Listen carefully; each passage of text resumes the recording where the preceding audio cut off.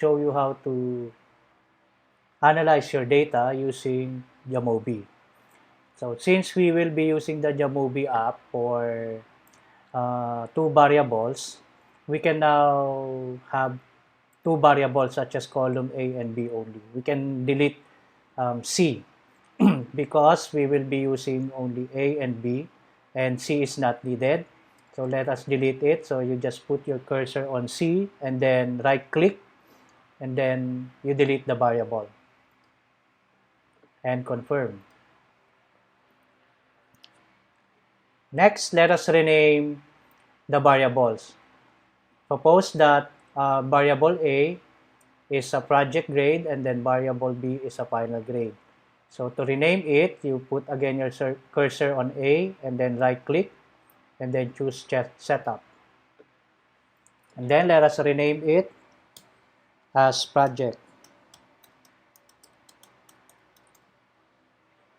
And then let's change the measure type as continuous and then the data type as integer because we are dealing with whole numbers and there are no decimal numbers. But if we have decimal numbers, you choose decimal. But for this, let us choose integer. So we already named the column A or variable A.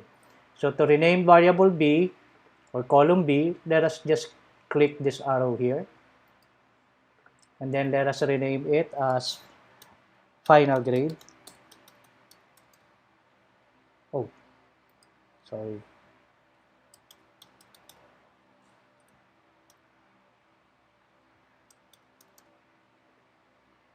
And then choose the measure type as continuous. And then again, we choose the data type as integer. So let's check the first one. It should be integer. The second is also integer.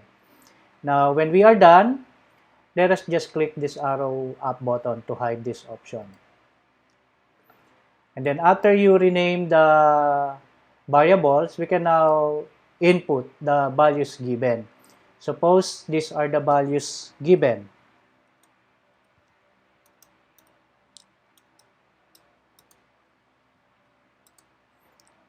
Let's say these are the values given for project grade. So we have here 5 values. Therefore, we also have 5 rows. Now, let's input the values given in the final grade. Let's say these are the values.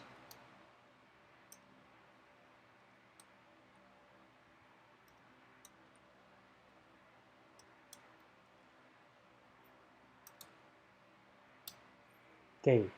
So once we already input the values, we can now analyze the data. So to answer our problem set, let us just click regression. And then you choose the linear regression. Now you will see your window like this. And then we will now analyze the values. So let us put the final grade to the dependent variable. So you click the final grade and you click this arrow button to move it to the dependent variable. And then we click the project grade and then we click the second arrow to move it to covariate. So once you already move the values, you can now see the result here. So there are two results that you need. So for the first question, you need this value, the value of R, wherein R is equivalent to 0.974. And you check the interpretation of this value in the table given in the PowerPoint presentation, which is about correlation. So basically, this value can be interpreted as high correlation. And then after that, we now use these values to answer the next question, which is the prediction formula, wherein our prediction formula is equal to y equals a plus bx, wherein a is 27.579 and b is 0.669.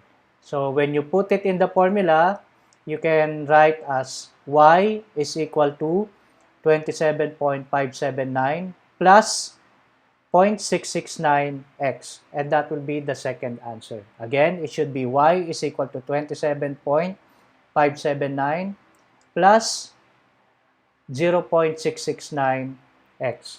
So that's it. So you just follow this instruction to answer your problem set number 3. Thank you.